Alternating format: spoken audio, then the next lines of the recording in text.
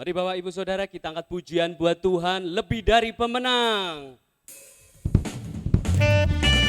Haleluya. Kita boleh bersyukur untuk kemuliaan Tuhan.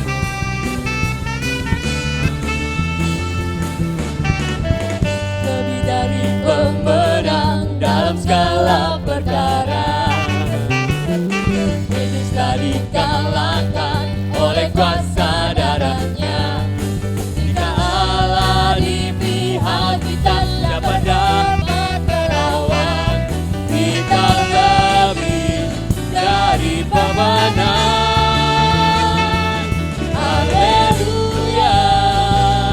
Kibarkanlah panjinya, Yesus Raja segala raja. Haleluya. Bangkitlah gerejanya, kita lebih dari pemenang. Haleluya. Kita mau bersorak buat Tuhan. Amin.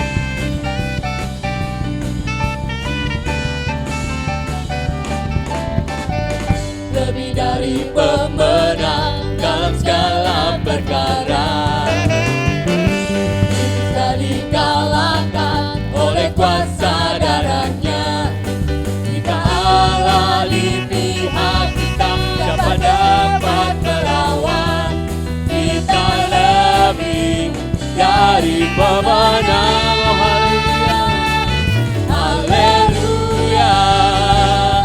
Kibarkanlah panjinya, Yesus Raja segala raja. Haleluya.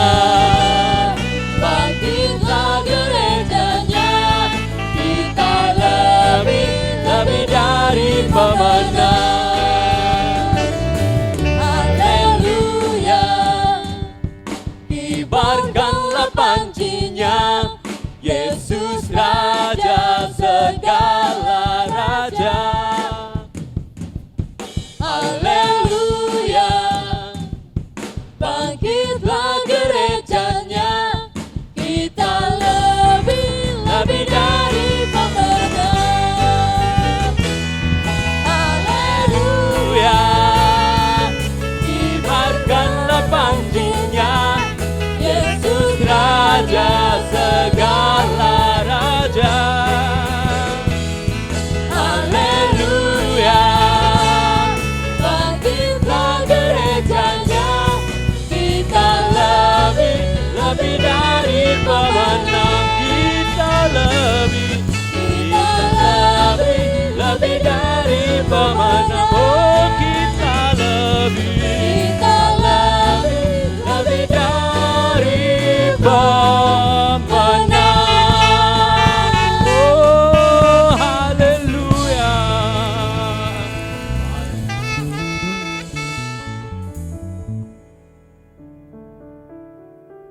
Bapak Ibu Saudara, kita mau mendengarkan firman Tuhan. Kita memuji Tuhan dengan ucapan syukur. Kita mau siapkan hati dan jiwa untuk siapkan firman Tuhan. Haleluya.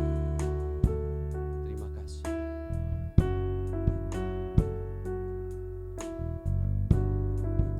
Terima kasih Tuhan.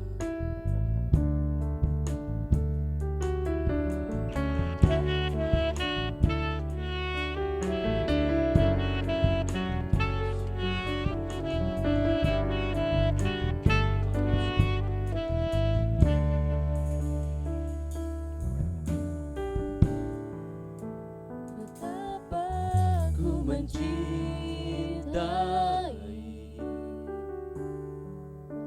segala yang telah terjadi.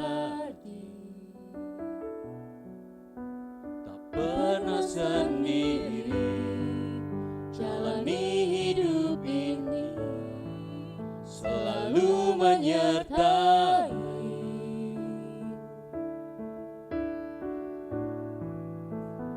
Betapa ku menyadari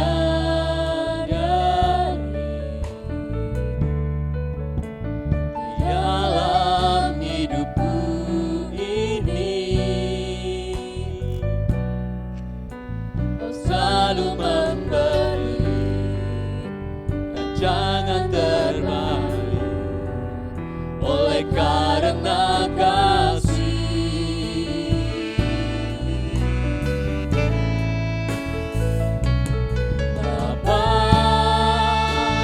sentuh hatiku, ubah hidupku menjadi yang baru, bagai emas yang murni. Kau membentuk bencana hatiku, Bapa, ajarku mengerti sebuah kasih yang selalu memberi, bagai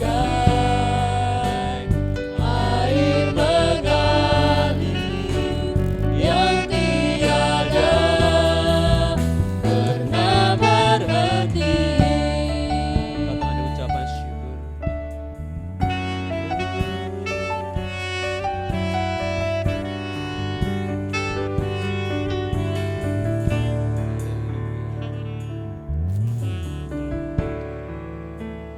Betapa ku mencintai segala yang tak terjadi, tak pernah sendiri jalani hidup ini, selalu menyertai.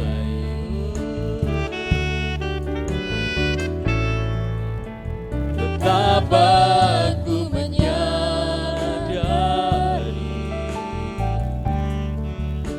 di dalam hidupku ini, Kau selalu memberi rancangan terbaik oleh karena kasih.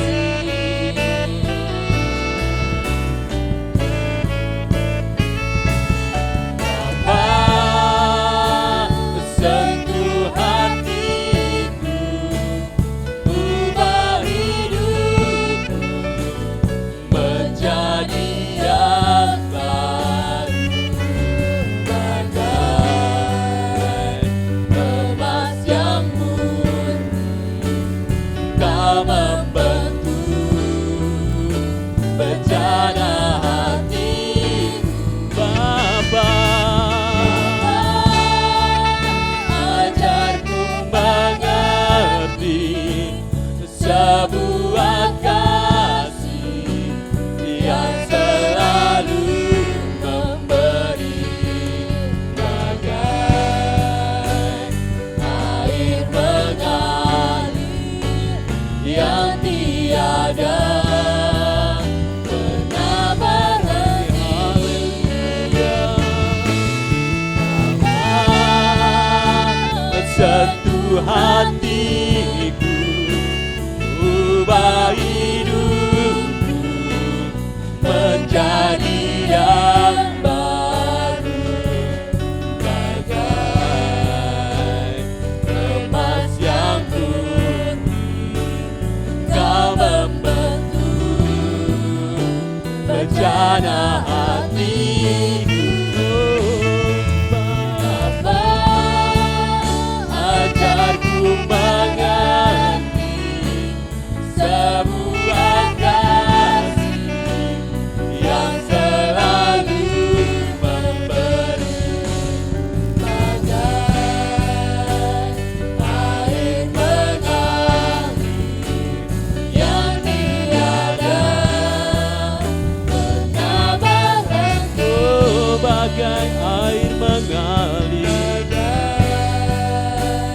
air mengalir yang tiada pernah berhenti, bagai air mengalir, bagai air mengalir yang tiada pernah berhenti.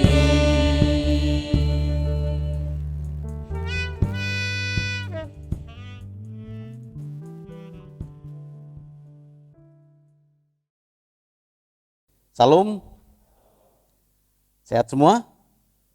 Haleluya, puji nama Tuhan. Kita yakin dan percaya Allah kita sungguh dahsyat memelihara hidup kita, dan kita dipelihara dari hari lepas hari oleh karena kasih kemurahan Tuhan.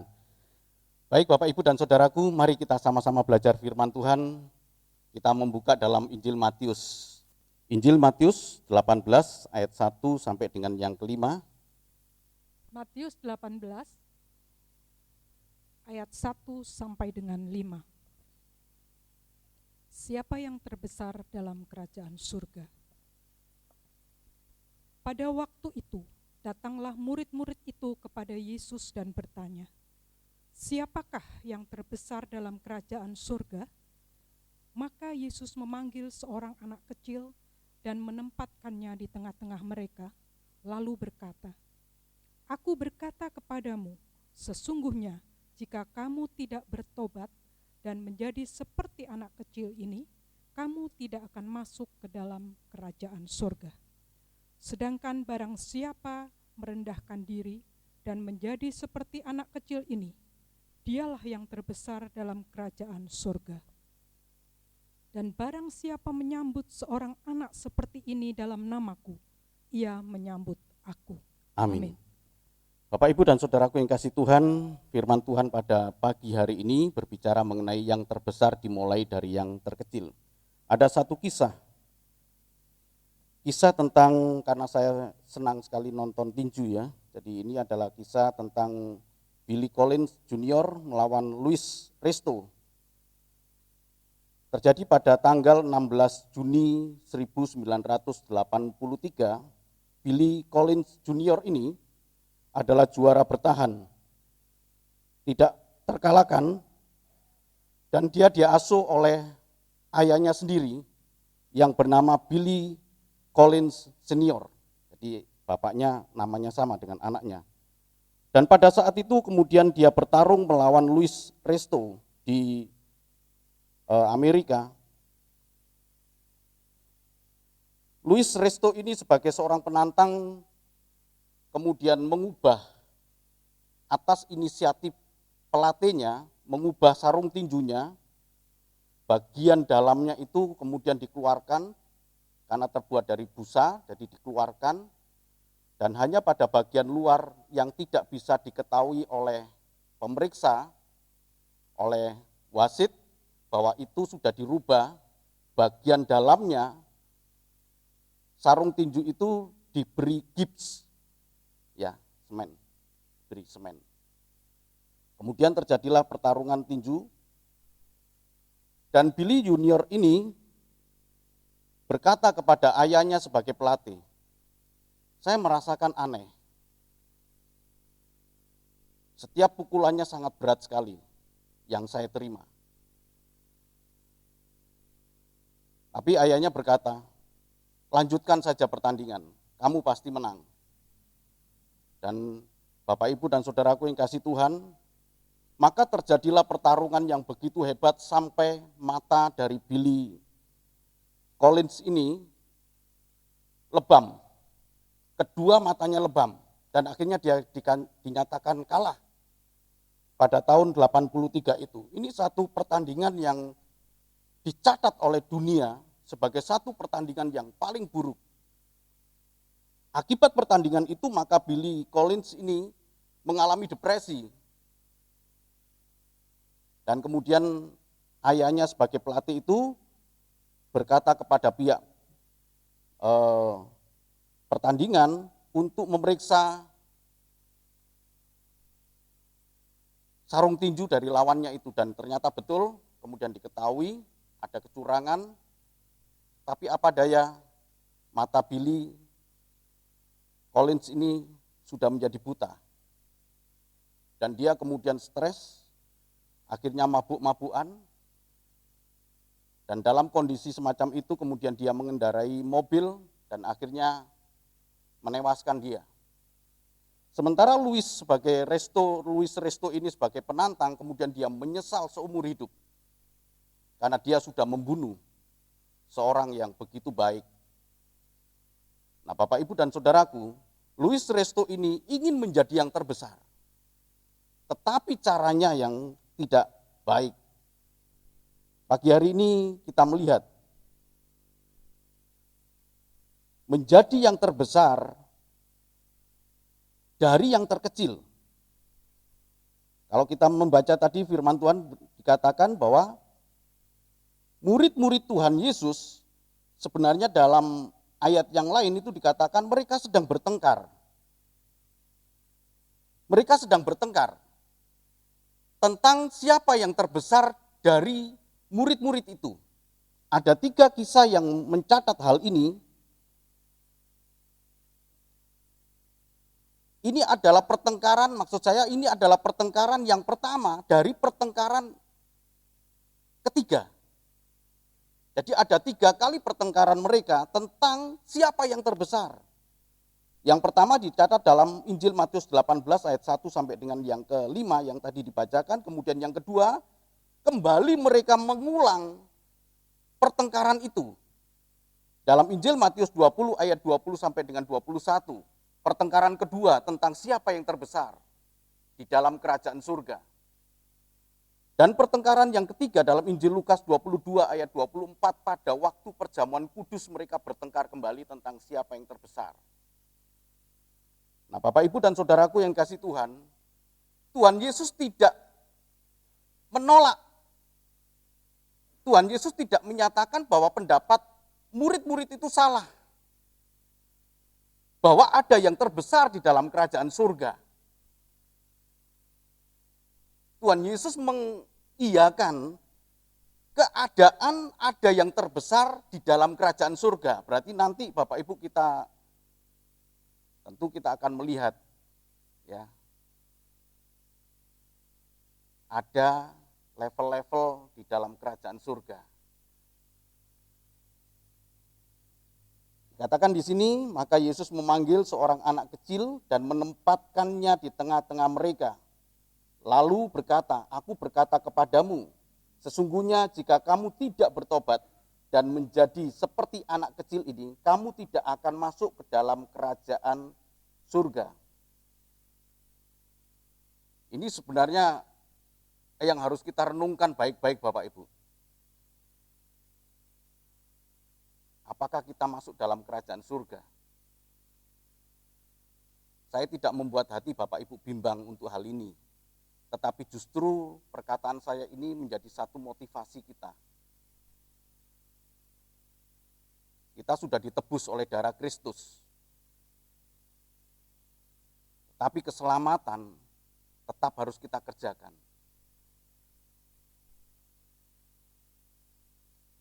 Jika kita tidak menjadi seperti anak kecil ini, saya tidak mengurangi perkataan Tuhan Yesus karena ini harus betul-betul menjadi renungan kita Bapak Ibu.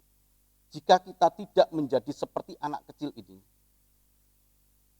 kita tidak akan masuk dalam kerajaan surga. Sedangkan barang siapa merendahkan diri dan menjadi seperti anak kecil ini, dialah yang terbesar dalam kerajaan surga. Jadi kalau kita melihat di sini, hal yang terbesar dimulai dari kabar Tuhan Yesus. Pengertian murid-murid tentang ada yang terbesar di dalam kerajaan surga itu, mereka terima sendiri dari perkataan Tuhan Yesus. Tolong dibaca dalam Injil Matius 5 ayat yang ke-19. Matius 5 ayat yang ke-19. Karena itu, siapa yang meniadakan salah satu perintah hukum Taurat sekalipun yang paling kecil dan mengajarkannya demikian kepada orang lain, ia akan menduduki tempat yang paling rendah di dalam kerajaan sorga. Tetapi siapa yang melakukan dan mengajarkan segala perintah-perintah hukum Taurat, ia akan menduduki tempat yang tinggi di dalam kerajaan sorga. Amin. Siapa yang melakukan Taurat, perintah-perintah itu dialah yang menduduki tempat yang tinggi di dalam kerajaan surga. Tetapi siapa yang meniadakan, yang mengajarkan, dia akan menduduki tempat yang paling rendah. Siapa yang mengajarkan dengan memberikan kriteria yang lebih rendah lagi, lebih rendah dari standarnya Tuhan, dialah yang akan menempati tempat yang paling rendah. Sekarang Bapak Ibu mulai mengerti kenapa di tempat kita, terutama saya mengajarkan kepada Bapak Ibu pengajaran-pengajaran yang begitu saklek gitu ya. Tuhan tidak pernah menurunkan standarnya supaya Bapak Ibu bisa mencapai Tuhan. Tidak pernah Bapak Ibu. Tuhan tidak pernah menurunkan standarnya supaya kita bisa mencapai standar itu. Tidak pernah Bapak Ibu. Tuhan tetap menaruh standar Tuhan dan kita berusaha untuk bisa mencapai itu. Jadi kalau firman Tuhan berkata, hendaklah kamu kudus sama seperti Bapamu kudus. Itu betul-betul standar Tuhan. Hendaklah engkau sempurna seperti Bapamu di surga sempurna. Dan tidak sedikit anak-anak Tuhan yang berkata, mana mungkin itu bisa kita capai. Kenapa itu tidak mungkin? Karena kita tidak punya pengertian yang benar.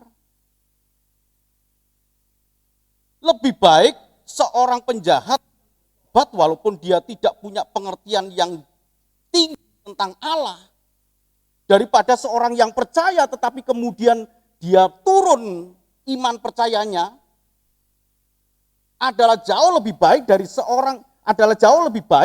dari orang jahat yang kemudian bertobat dan kemudian dia bertumbuh, walaupun pertumbuhannya itu baru saja dia memulai.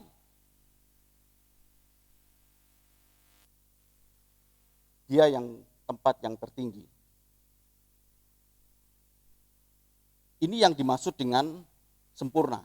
Kesempurnaan tidak akan pernah kita capai Bapak Ibu. Sempurna yang sebenarnya tidak pernah kita capai. Tetapi kata sempurna, teleos itu berbicara tentang lebih baik. Hidup saya sekarang lebih baik daripada kemarin. Dan jangan pernah berkata bahwa hidup saya besok lebih baik dari hari ini. Karena besok belum tentu kita bisa jalani. Dan ini sungguh-sungguh Bapak Ibu. Ini sungguh-sungguh.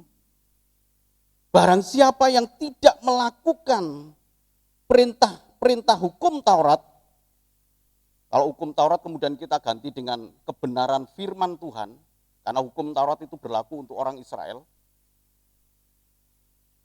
yang mewakili dari hukum Allah. Kalau kita tidak melakukan kebenaran firman Tuhan yang hari ini Bapak Ibu terima, saya katakan, saya tidak akan menempati tempat yang tinggi. Kalau hari ini saya mengajarkan sesuatu yang kemudian saya kompromikan supaya Bapak Ibu bisa mencapai, maka saya mendapatkan tempat yang paling rendah di dalam kerajaan surga. Betapa menggetarkan hati kita Bapak Ibu. Firman Tuhan berkata penderitaan yang kita alami sekarang ini, ada yang bisa melanjutkan? Penderitaan yang kita alami sekarang ini tidak sebanding dengan kemuliaan yang nanti kita terima. Seberat apapun penderitaan Bapak Ibu, itu sama seperti seorang perempuan yang melahirkan. Begitu sudah melahirkan, dia lupa akan penderitaan yang baru saja dia alami. Dan kemudian dia tersenyum sambil melihat anak yang baru dilahirkan itu. Dia lupa perjuangan hidup yang baru saja dia alami 10 menit yang lalu atau sejam yang lalu ketika dia akan melahirkan. Tapi begitu sudah melahirkan, dia lupa akan penderitaan itu. Begitu pula dengan kita Bapak Ibu.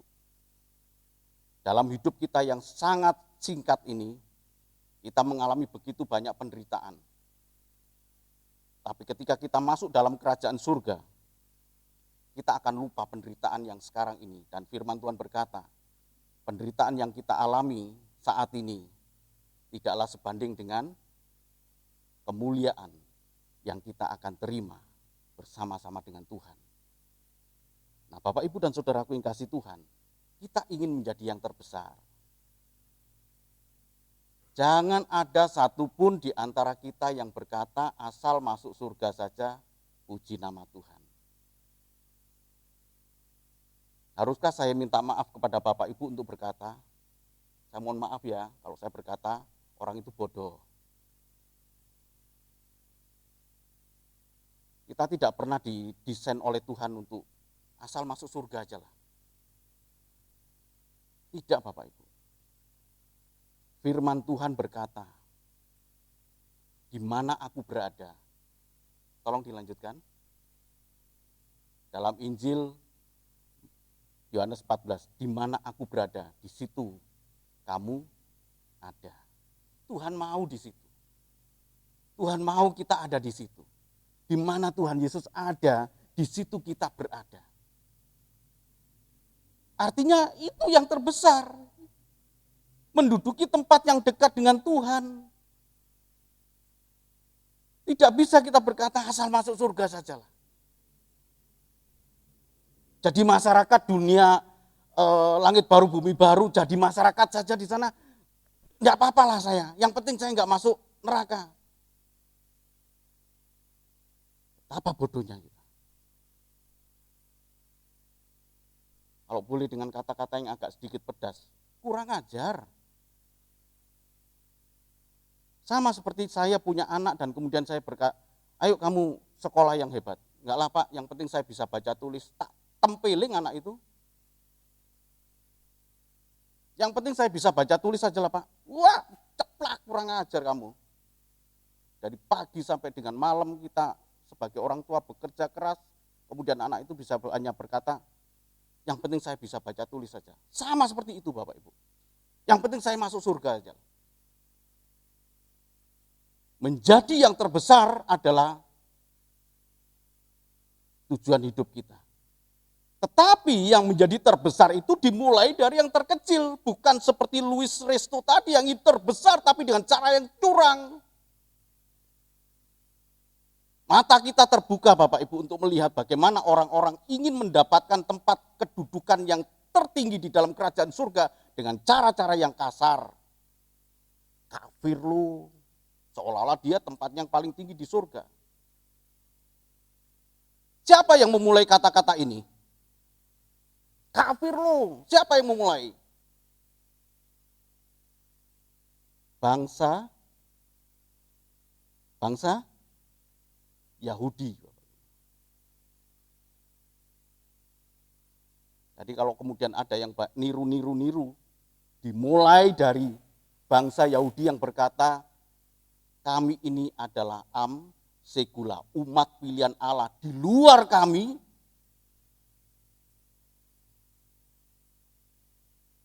anjing, kafir. Sehingga orang Yahudi tidak bergaul dengan orang Samaria. Kenapa? Karena orang Samaria itu dianggap di luar Yahudi.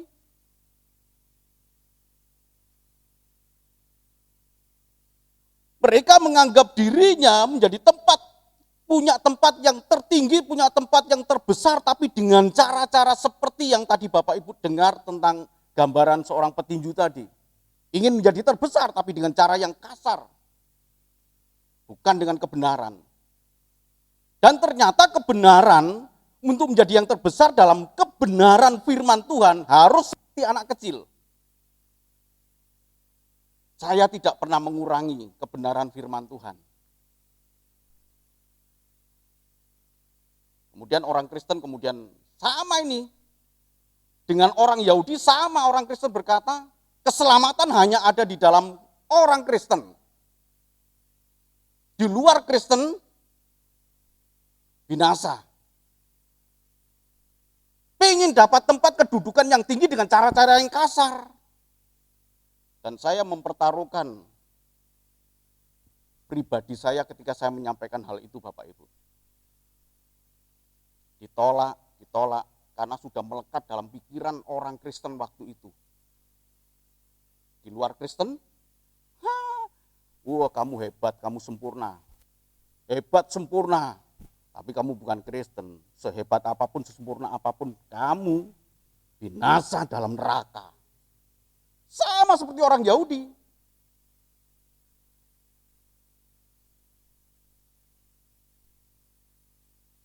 Mereduksi keselamatan. Mengurangi nilai keselamatan. Dan firman Tuhan berkata, ketika engkau mengajarkan hal itu, engkau mendapatkan tempat yang paling rendah dalam kerajaan surga.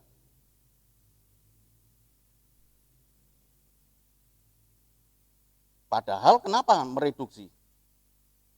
Seolah-olah Tuhan Yesus datang sebagai juru selamat yang menyelamatkan orang Kristen. Padahal Tuhan Yesus berkata, aku datang untuk menyelamatkan seluruh dunia. Kenapa mereka tidak percaya? Ada banyak faktor yang tidak bisa saya sampaikan karena keterbatasan waktu Bapak Ibu. Tapi saya sudah sampaikan kepada Bapak Ibu. Jadi kalau Bapak Ibu mengetahui kebenaran tentang keselamatan dalam Kristus Yesus, itu anugerah Tuhan. Mereka sebatas mengetahui bagaimana hidup baik. Apakah binasa? Enggak. Tidak Bapak Ibu.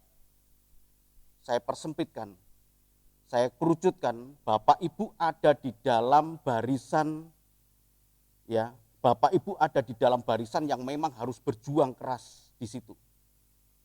Bukan sekedar hidup baik, tapi hidup berkenan dan sempurna. Kalau hanya sekedar hidup baik, Bapak Ibu, nggak perlu kita percaya kepada Tuhan Yesus. Di luar Kristen, di luar Tuhan Yesus, ada begitu banyak kebaikan-kebaikan.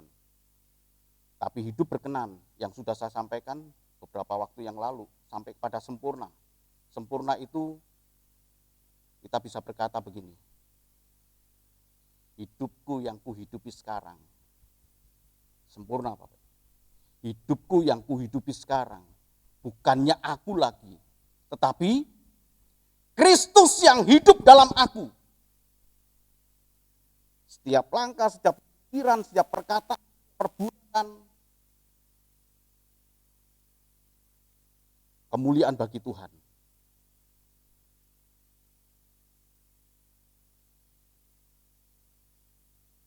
Menjadi yang terbesar adalah mereka yang melakukan dan mengajarkan. Kenapa melakukan dan mengajarkan? Ada begitu banyak orang yang mengajarkan tanpa melakukan. Firman Tuhan berkata, kalau engkau mendengar ahli-ahli Taurat mengajarkan, terima mereka. Tapi jangan contoh perbuatannya. Kalau saya hidup tidak baik, saya mengajarkan kebenaran, terima pengajaran saya, tapi tolak perilaku saya.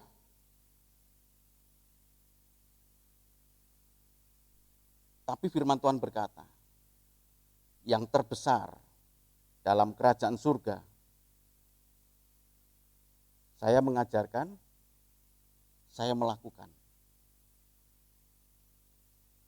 Atau firman Tuhan tadi berkata, yang mengajarkan tetapi kemudian menurunkan kriteria itu. Karena itu siapa yang meniadakan salah satu perintah itu mereduksi. Enggak apa-apa lah, yang itu enggak apa-apa. Masih banyak yang lain yang harus kita kerjakan. Tapi yang ya udahlah enggak apa-apa lah. Enggak bisa. Hukum Taurat itu ada 613 perintah. Ada 613 perintah. Semuanya harus dilakukan. Bedanya dengan hukum dunia, kalau saya melanggar rambu lalu lintas, maka saya hanya melanggar satu pasal saja atau beberapa pasal. Tapi kalau hukum Taurat tidak demikian, 613 melanggar satu, maka melanggar yang 613 itu semua. Siapa yang bisa? Makanya Tuhan Yesus di dalam ayat 17 berkata, jangan kamu menyangka, Matius 5, bahwa aku datang untuk meniadakan hukum Taurat atau kitab para nabi. Aku datang bukan untuk meniadakan, melainkan untuk menggenapi. Dan Tuhan sempurna melakukan hukum Taurat. Nah, Bapak, Ibu, dan saudaraku yang kasih Tuhan, untuk menjadi yang terbesar, kita harus seperti anak kecil. Saya akan coba melihat beberapa hal yang di dalam firman Tuhan ini dikatakan ya, dalam Injil Matius 18.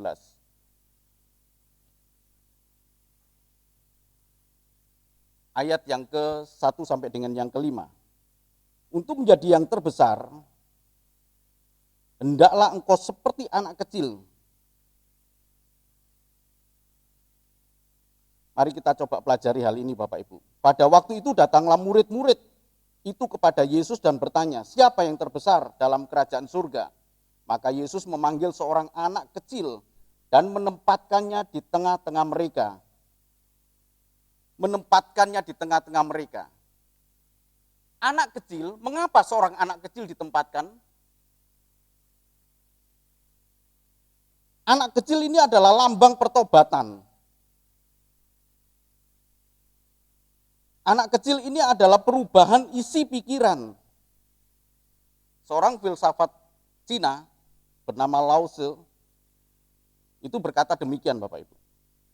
Pikiran yang terisi penuh tidak mungkin dapat dibaharui.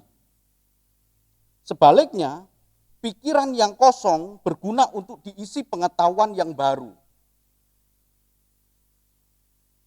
Tuhan Yesus sedang berbicara dengan murid-murid yang sudah terisi dengan pengetahuan-pengetahuan tentang hukum Taurat. Dan ketika Tuhan Yesus menggenapi hukum Taurat itu baik Bapak Ibu. Yang baik itu sudah penuh di dalam pikiran murid-murid. Ada satu tradisi di sana, itu wajib hukumnya Bapak Ibu ya. Jadi anak umur 12 tahun itu sudah harus tahu itu hukum Taurat. Kenapa Tuhan Yesus pada umur 12 tahun dia kemudian datang ke bait suci Allah dan kemudian bertanya jawab dengan ahli-ahli Taurat dan ternyata Tuhan Yesus bisa menjawab. Tuhan Yesus tidak mengajar umur 12 tahun, tidak, tapi bertanya. Karena Tuhan Yesus bukan imam. Syarat imam itu umur 30. Pada waktu itu dia umur 20 tahun. Hanya bertanya. Pertanyaan kemudian memberi satu jawaban juga reaksi dari jawaban. Mereka kagum kepada anak umur 12 tahun ini.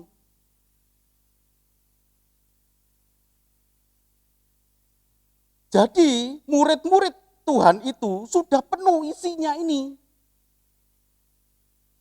Dengan hal-hal yang baik. Hukum Taurat itu baik. Hukum Taurat itu kan dari 10 perintah Allah Bapak Ibu yang diuraikan jadi 613. Tidak ada satupun yang tentu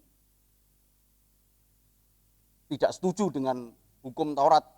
Jangan ada Allah lain, jangan membuat patung dan menyembahnya, jangan menyebut nama Allah dengan sembarangan, kuduskanlah hari Tuhan, hormatilah ibu bapamu, jangan mencuri, jangan membunuh, jangan berzina. Terus sampai 10 itu dikalog. Masuk dalam pikiran. Sekarang bagaimana mungkin Tuhan Yesus mau memberikan hal yang baru kalau dalam pikiran mereka itu sudah terisi penuh dengan hal yang baik.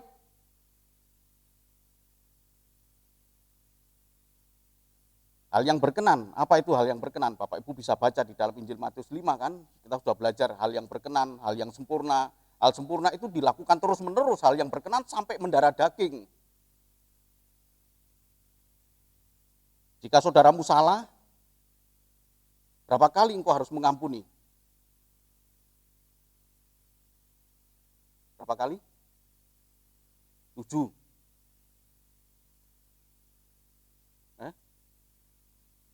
Ya. Terus Tuhan Yesus berkata, 7 kali 70 kali. Artinya apa? Hal yang baik itu kamu ulangi terus sampai 70, terus.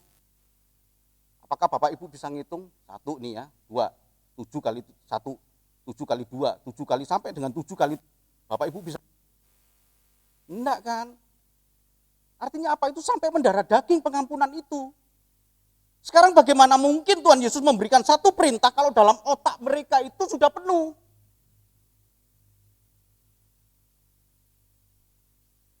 Kalau musuhmu minta baju beri jubah, bagaimana mungkin?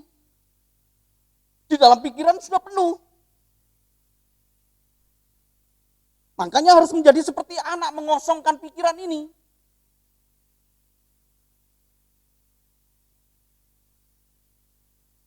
Sehingga engkau layak masuk dalam kerajaan surga. Kalau enggak bisa. Enggak bisa Bapak Ibu.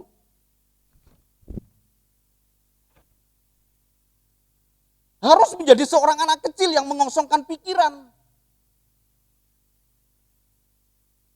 Hari ini Bapak Ibu terima perintah baru. Tapi kalau dalam pikiran kita sudah penuh, maka akan terjadi resistensi, penolakan.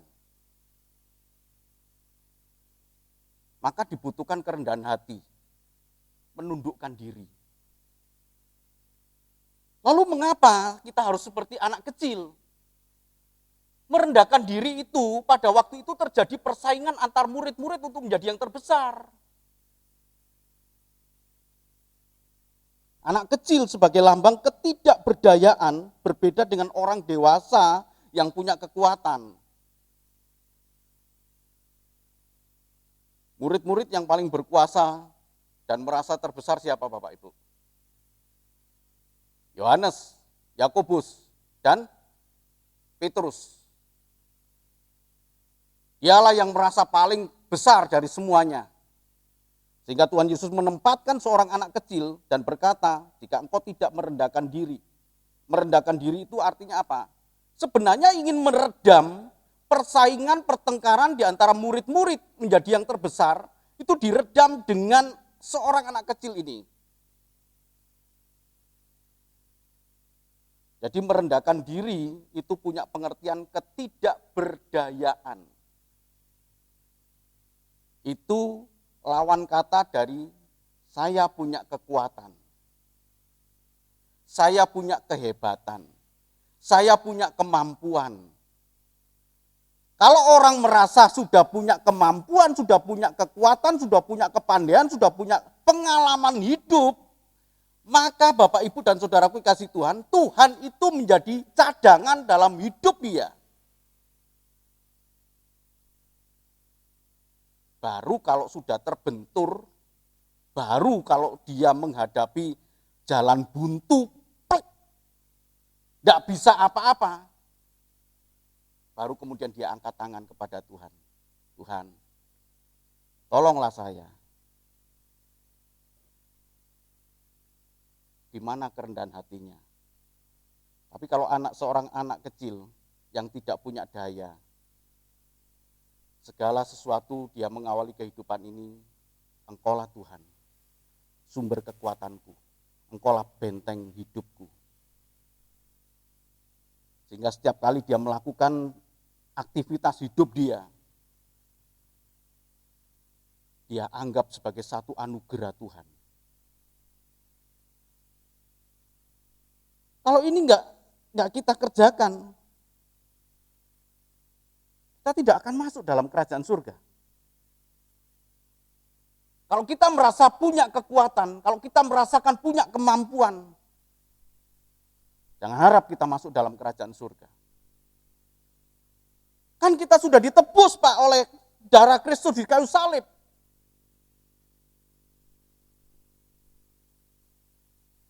Ada yang tahu jawabannya?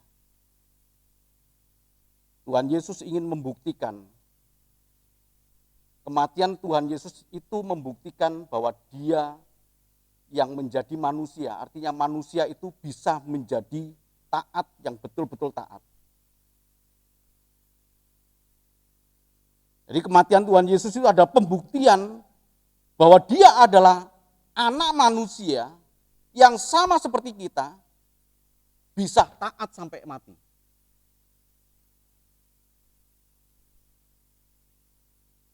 Taat sampai mati. Nah, Bapak, Ibu, dan Saudaraku, bagian terakhir mengapa seperti anak kecil. Firman Tuhan berkata di dalam ayat yang kelima, dan barang siapa yang menyambut seorang anak seperti ini dalam namaku, ia menyambut aku.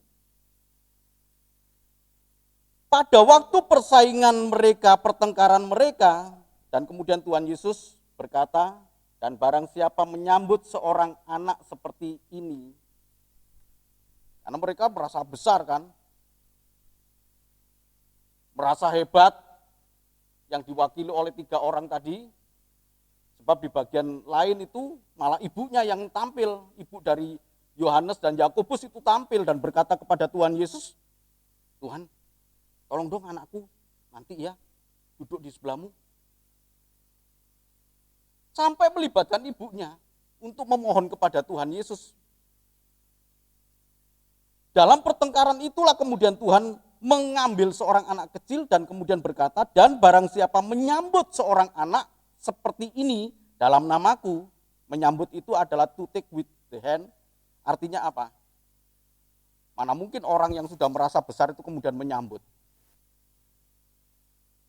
Pinginnya disambut, dilayani.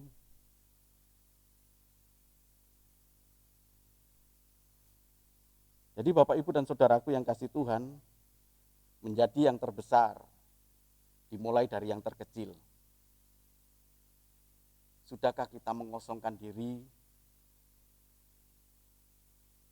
Seperti Yohanes Pembaptis berkata, aku harus makin kecil, tetapi dia harus makin besar.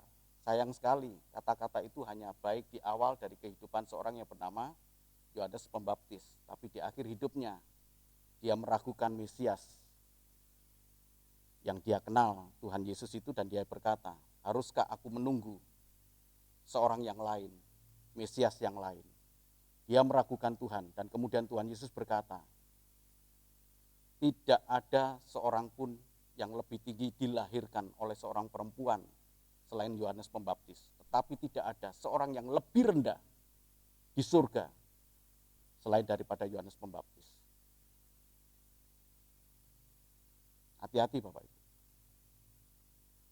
Tuhan sangat serius dengan hidup kita. Tuhan mau kita ada di mana Tuhan ada. Tuhan mau kita menjadi yang terbesar.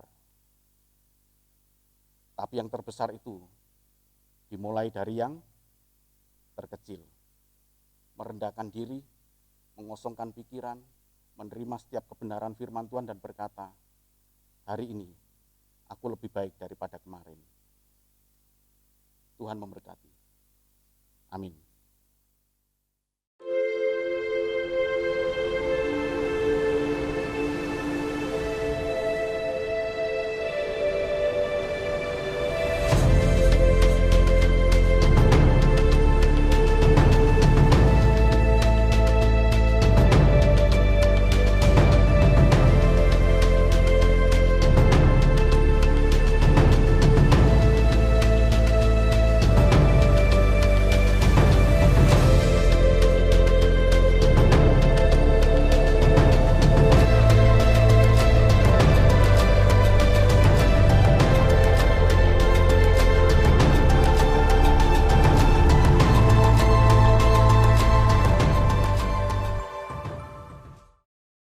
Bapa dalam kerajaan surga, ajar kami Tuhan untuk mengerti tentang arti kehidupan yang sesuai dengan kebenaran Engkau Tuhan. Kami hidup hanya untuk kemuliaan nama Engkau Tuhan, sehingga kami layak masuk dalam kerajaan surga seperti yang Engkau janjikan Tuhan. Terima kasih ya Tuhan. Sebentar kami akan berpisah satu dengan yang lain, kami pulang dengan membawa sukacita, kami pulang dengan membawa pembaharuan dalam hidup kami, hidup semakin baik dan semakin baik lagi. Terima kasih ya Bapa, terpujilah Engkau Tuhan. Bapak, Ibu, dan saudaraku yang dikasihi Tuhan, terimalah berkat dan anugerah dari Allah Bapa di surga, kasih dan cinta Tuhan kita Yesus Kristus, anaknya yang tunggal, dan penghiburan kekuatan dari kuasa Roh Kudus menyertai kita mulai saat ini, esok, bahkan sampai Maranatha Tuhan datang. Dia Allah yang baik, Dia Allah yang setia, Dia Allah yang memberkati kita. Dia juga Allah yang menyinari kita dengan wajahnya dan memberikan kepada kita kasih karunia. Dia Allah yang menghadapkan wajahnya kepada kita dan memberikan kepada kita damai sejahtera. Terima kasih ya Bapa, buat segala berkat-Mu, buat segala penyertaan-Mu, buat segala pemeliharaanmu Tuhan. Terima kasih. Segala puji, syukur, hormat, kemuliaan hanya bagi Engkau Tuhan. Di dalam nama Tuhan kami Yesus Kristus, kami sudah berdoa dan mengucap syukur. Haleluya. Amin. Tuhan memberkati.